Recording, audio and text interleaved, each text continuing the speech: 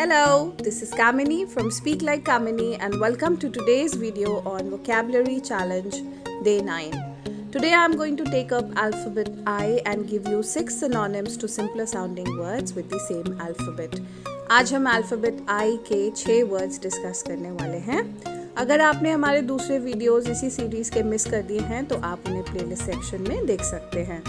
The first word on the list today is idle, which means not working or without work.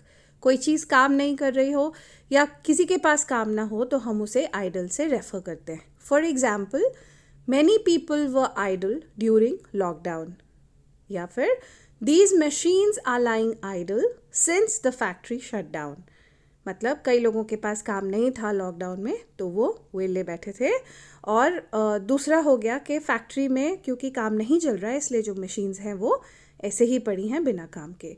The next word on the list is imbibe, which means to receive and accept information.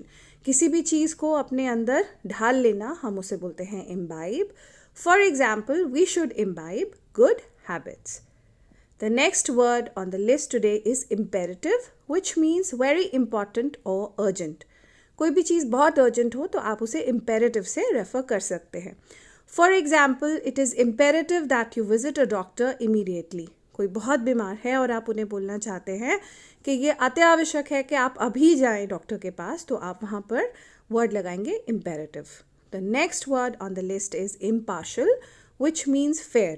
जो भी इंसान निष्पक्ष होता है हम उसे impartial से refer करते हैं.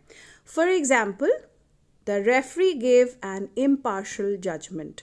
उन्होंने किसी की भी साइड नहीं ली और जो चीज़ सही थी निष्पक्ष थी उसी पे उन्होंने अपना फैसला सुनाया. The next word on the list is inaugurate, which means to put something into action officially, जिसे हम उद्घाटन भी कहते हैं. For example, the school inaugurated the sports function with a lot of pomp and show. काफ़ी शोरगुल और काफ़ी शो के साथ वो उस स्कूल ने अपना स्पोर्ट्स फंक्शन इनॉग्रेट किया.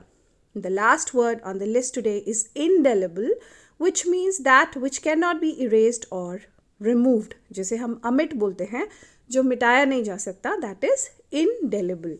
For example, her inspiring words left an indelible impression on my mind. उनके वर्ड्स इतने इंस्पायरिंग थे कि उन्होंने एक अमिट छाप छोड़ी मेरे मस्तिष्क पर या मेरे दिमाग पर. Alright then, with that we have come to the end of this video. I hope you enjoyed learning and listening to these words और आप इनको अपने daily conversation में बोलना practice करेंगे. If you have any questions pertaining to this video, feel free to write in the comment box. You can also follow us on Facebook, Twitter and Instagram to know more things about English. The links to these have been shared in the description box. Tomorrow I'll be back with the next word. Till then, it's bye-bye from Speak Like Kamini.